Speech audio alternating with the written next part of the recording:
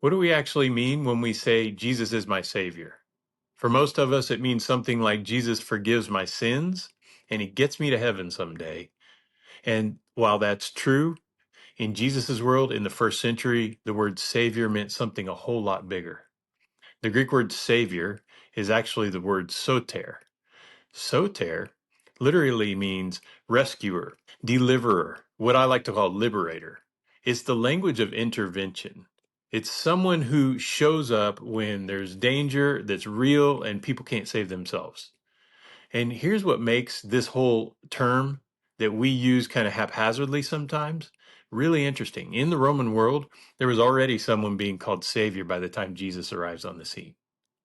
Caesar, the ruler of the known world. Imagine this. You're living on the far edge of the empire, some distant province. Maybe your city is threatened by an outside invading force. Maybe your region has gone through severe famine. Maybe there's violence spreading and the local leaders can't stamp it out.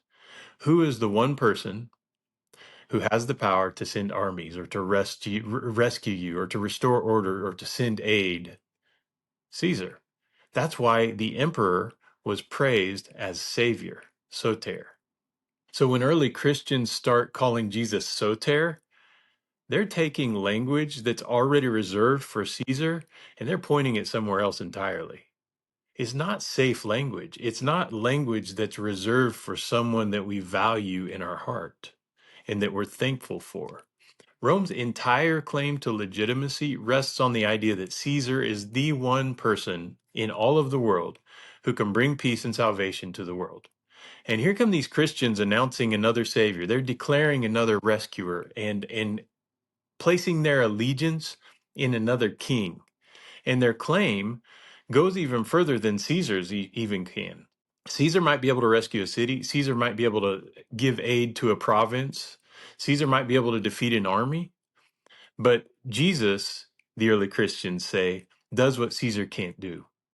Jesus isn't just rescuing people from temporary crises. He's delivering humanity itself from sin and death, from the very powers that no empire has ever been able to touch. That's what makes this title, Savior, sōtēr, so subversive.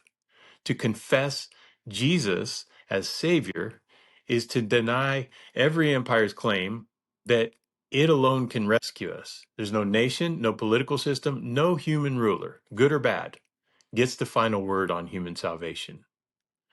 That belongs to Jesus alone.